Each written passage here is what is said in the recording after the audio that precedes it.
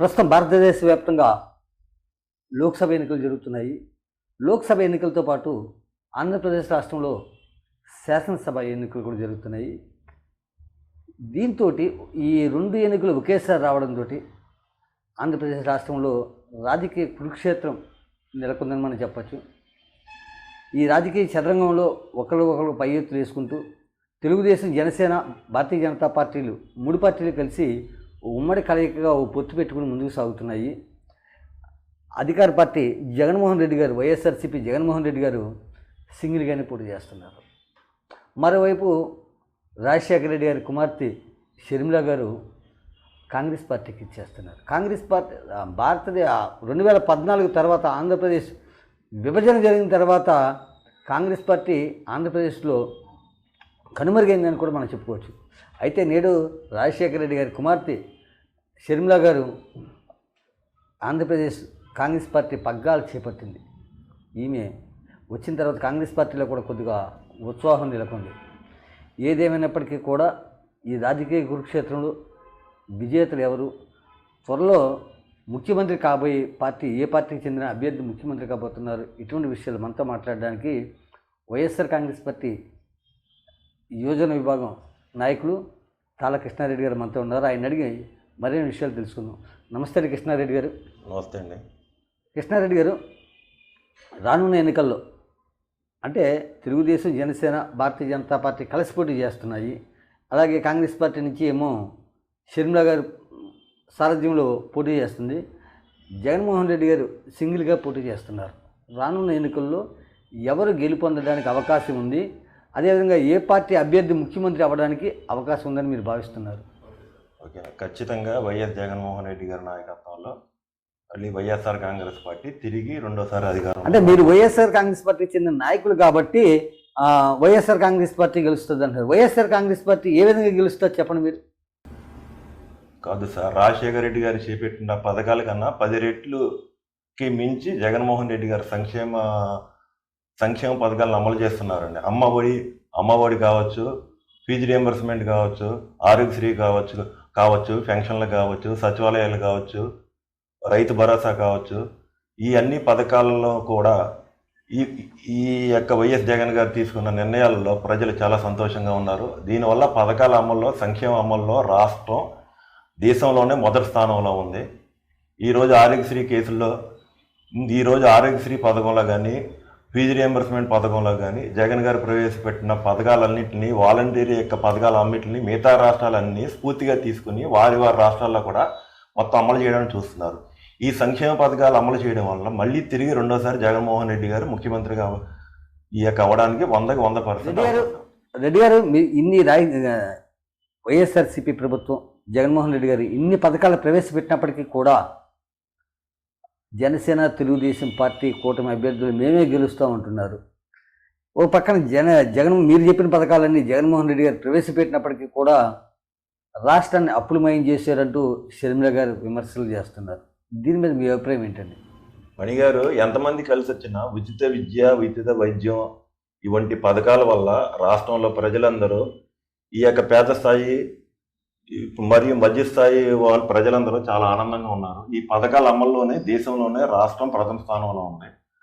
ఒక వర్గం yellow media చేసే ఈ యొక్క ప్రచారం వల్ల ఈ మంచును కూడా ఈ యొక్క ప్రజల్లో అందరికీ వెళ్ళలేకుండా ఉంది. ఎందుకంటే వారు మీడియా రంగంలో, వాళ్ళు పేపర్ రంగంలో కానీ, మీడియా రంగంలో కానీ చాలా ప్రముఖంగా ఉన్నారు. వారి పేపర్ల ద్వారా, వారి టీవీల ద్వారా చేసిన మంచిని కూడా మొత్తం చెడనే భావన కలిగించేలాగా ప్రజల్లో ఒక లేనిపోయిన అపోహలు సృష్టిస్తున్నారు. ఇది కేవలం ఎల్లో మీడియా సృష్టి తప్ప నిజమైన ప్రజల్లో మటుకు ఆదరణ వైఎస్ఆర్సీపీ గారి మీద, జగన్ గారి మీద 100% ఉంది. ఈసారి జగన్మోహన్ రెడ్డి గారు చెప్పిన నినాదం, నా వల్ల మంచి జరిగితేనే మీరు ఓటేయండి అని రాష్ట్ర ప్రజలందరికీ చెప్తున్నారు సార్ ఆయన. ఈ విధంగా చెప్పేది తెలుగుదేశం కానీ, జనసేనకు కానీ, బీజేపీకి కానీ, షర్మిల గారికి కానీ ఎవరికీ లేదు. నా వల్ల మంచి జరిగితేనే ఓటేయమని ధైర్యంగా చెప్పే ఏకైక రాజకీయ నాయకుడు జగన్ గారు. వారు చెప్పింది చేసినట్టుగా ప్రజల్లో అమలవుతున్నాయి కాబట్టి ఈరోజు వారి పట్ల 170% పైగా ప్రజలు మంచి ఆదరణలో ఉన్నారు. తిరిగి జగన్ గారిని రెండోసారి ముఖ్యమంత్రి చేసుకోవడానికి సిద్ధంగా ఉన్నారు. మీరు చెప్పినట్టు జగన్మోహన్ రెడ్డి గారు ఎన్ని పథకాలు పెట్టినా, లేదా ఇంకోటి పెట్టినా సరే, ఈ రోజున మీరు ప్రకటించిన ఎమ్మెల్యేలు, గతంలో పనిచేసిన ఎమ్మెల్యేలు ఎవరు కూడా మంచిగా పనిచేయలేదు, మేము మంచిగా పనిచేస్తామంటూ వాళ్ళు ఒక నినాదంతో ముందుకెళ్తున్నారు. ఆ ఎమ్మెల్యేల మీద ఆరోపణలు కూడా చేస్తున్నారు. దీని మీద మీ అభిప్రాయం ఏంటండి? వాళ్ళు ఈ జగన్ గారు గత 3 నెలల కిందటే అసెంబ్లీ అభ్యర్థులను ప్రకటించి ఈ యొక్క ఎన్నికల కురుక్షేత్రంలో ముందున్నారు. ఇంతవరకు టీడీపీ కానీ, జనసేన కానీ, బీజేపీ కానీ వారి అభ్యర్థుల్లో వారికే క్లారిటీ లేదు. ఈ రోజు జనసేనను నమ్ముకున్న సుమారు ఒక 8 మంది 9 మంది అభ్యర్థులు కాదని లాస్ట్ మినిట్లో తెలుగుదేశం నుంచి వచ్చిన ఫిరాయింపు నాయకులకి సీట్లు ఇచ్చారు. ఇప్పుడు వారందరూ ఆస్తులు అమ్ముకుని రోడ్డును పడ్డారండి. పొలాలు అమ్ముకుని, ఇల్లు అమ్ముకుని రోడ్లు పడ్డారు. ఎవరండి? ఎవరో రోడ్డును పడుతుంది? అదే సార్, మన తూర్పుగోదావరి జిల్లాకు చెందిన ఒక జనసేన నాయకుడు ఇచ్చిన స్టేట్మెంట్, 15 ఎకరాలు నేను అమ్ముకున్నాను, 2 బిల్డింగ్లు అమ్ముకున్నానని చెప్పి ఆయన తాజాగా ఒక స్టేట్మెంట్లో బాగుపడ్డాడు. ఆయనకి సీట్ రాలేదని తెలిసింది. ఏ పార్టీలో? ఈ పార్టీ అంటే జనసేన పార్టీ అండి. అది అలాగే చాలామంది, అలాగే తణుకులో కూడా జనసేన నమ్ముకున్న క్యాండిడేట్కి సీట్ రాలేదు. అలాగే భీమిల్లో కూడా జనసేన క్యాండిడేట్ని కాదని తెలుగుదేశం నుంచి చంపిన వాళ్ళందరికీ సీట్లు ఇస్తున్నారండి. ఈ రోజు జనసేన పార్టీలో 21 సీట్లలో 12 మంది 13 మంది తెలుగుదేశం నాయకులు ఉన్నారు. అలాగే ఎంపీ సీట్లలో కూడా తెలుగుదేశం నుంచి, వైఎస్ఆర్ నుంచి వచ్చిన ప్రైమ్దారులు ఉన్నారు తప్ప నిజమైన జనసైనికులు వారికి ఎటువంటి న్యాయం జరగలేదని నా యొక్క అభిప్రాయం అండి. రెడ్డి గారు, వైఎస్ఆర్ కాంగ్రెస్ పార్టీలో రెడ్లకు మాత్రమే ప్రాముఖ్యత దక్కుతుంది, పదవులు దక్కుతున్నాయి, మిగతా ఎస్సీ ఎస్టీ బీసీలకు సముచిత స్థానం దక్కట్లం లేదు అంటున్నారు. ఇది వాస్తవం అంటారా? పనిగారు, ఇది మటుకు వాస్తవం కాదండి. ఈ పార్టీలో ముందుటి నుంచి BC, SC, ST, minority, ladies విభాగాలకి జగన్ గారు చాలా ప్రాముఖ్యత ఇచ్చి వారి యొక్క పదవుల్లో కూడా వారికి సముచిత స్థానం కల్పించారు. ఈ అపోహ ఎక్కడొచ్చిందంటే, కొంతమంది ఓదార్పు యాత్ర, ప్రజా సంకల్ప యాత్రలో బాగా కష్టపడిన రెడ్డి నాయకులకి కొంతమందికి పదవులు ఇచ్చిన మాట సహజమే, కానీ ఈ యొక్క రాజకీయపరమైన పదవుల్లో ఎమ్మెల్యేలు కావచ్చు, ఎంపీలు కావచ్చు, రాజ్యసభలు కావచ్చు, కార్పొరేషన్లు కావచ్చు, ఈ పదవుల్లో మటుకు 50% పైగా ఎస్సీ, ఎస్టీ, బీసీ సామాజిక వర్గాలకు న్యాయం చేశారు జగన్ గారు. మొత్తం అన్ని వర్గాలకి కూడా సమన్వయం చేసి బీసీలకి ఈ పార్టీలో చాలా ప్రాముఖ్యత, బీసీల పక్షపాతి, ఎస్సీల పక్షపాతి, ఎస్టీల పక్షపాతాన్ని కేవలం నిరూపించుకున్న ఏకైక నాయకుడు జగన్ గారు అండి రాష్ట్రంలో. జగన్మోహన్ రెడ్డి గారు తొలిసారిగా నర్సాపురం పార్లమెంట్ సీట్ని ఒక బీసీ మహిళని గూడూరు మాబాల్ గారికి ఇచ్చారండి. సెట్టుబల్లి సామాజిక వర్గానికి చెందిన ఆవిడికి ఎటువంటి రాజకీయ నేపథ్యం చాలా తక్కువ, ఆర్థిక వనరులు కూడా చాలా తక్కువ. కానీ పార్టీ యొక్క ప్రోత్సాహంతో ఆవిడికి తొలిసారిగా నర్సాపురం పార్లమెంట్ చరిత్రలో ఒక బీసీ మహిళకు అవకాశం కల్పించారండి. నెక్స్ట్ అలాగే పాలకొల్లు నుంచి గొడాల గోపి గారికి కూడా ఒక బీసీగా ఆయనకు కూడా తొలిసారిగా అవకాశం కల్పించారండి. నెక్స్ట్ అలాగే రాజమండ్రి నుంచి గూడూరు శ్రీనివాస్ గారికి ఎంపీగా ఒక సెట్టిపల్లి సామాజిక వర్గానికి చెందిన ఒక బీసీ నాయకులకి తొలిసారిగా రాజమండ్రి నుంచి ఎంపీగా పోటీ చేసే ఈ యొక్క అవకాశం కల్పించారు. ఈ యొక్క సామాజిక సాధికారిత అనేది జగన్ గారి యొక్క చేతుల్లోనే ఉంది.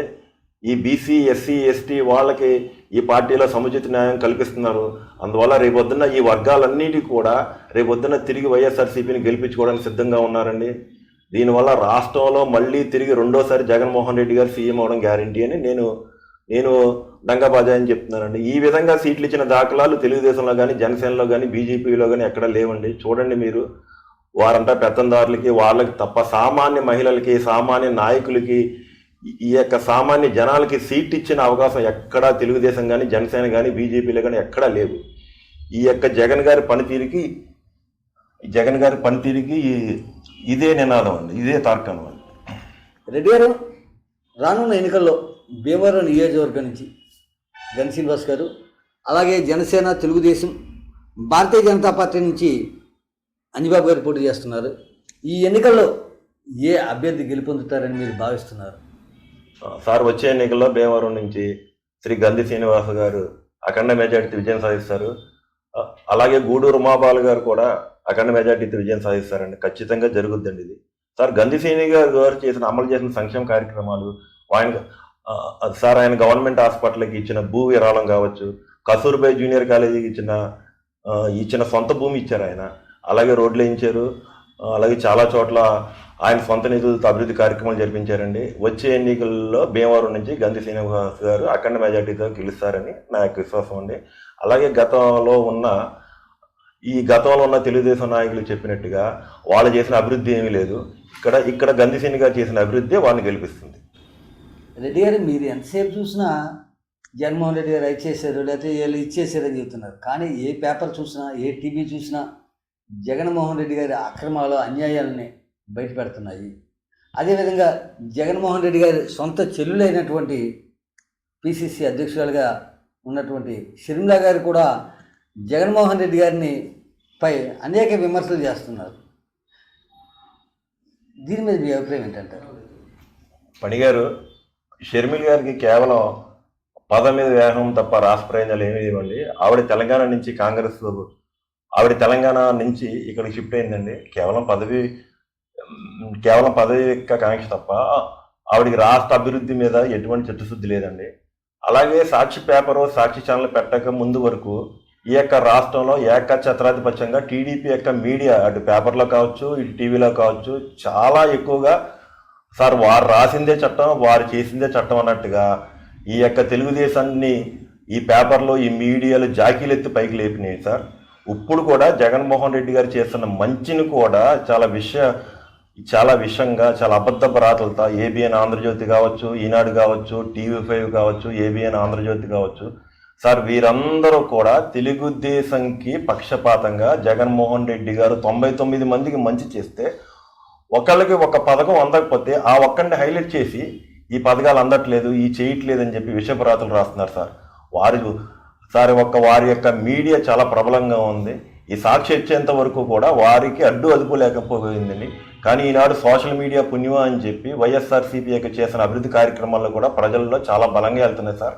ఈ యొక్క జగన్ గారి యొక్క సంక్షేమ ఫలాలు ఈ సాక్షి పేపర్ కావచ్చు, లేకపోతే సోషల్ మీడియా కావచ్చు, ఎవరైనా కావచ్చు సార్, వాస్తవాలు తెలుసుకోండి సార్. కానీ ఈ యొక్క ఆంధ్రజ్యోతి కావచ్చు, ఈనాడు కావచ్చు, TV5 కావచ్చు, ఏబిఎన్ కావచ్చు, ఈ యొక్క వారందరూ అబద్ధపు రాతలు, విషపు రాతలు చేస్తున్నారు. ఒక్కదానికి కూడా ఆధారం ఉండదు, ఒక్కదానికి కూడా నిరూపణ ఉండదు, ఒక్కదానికి సమాధానం ఉండదు.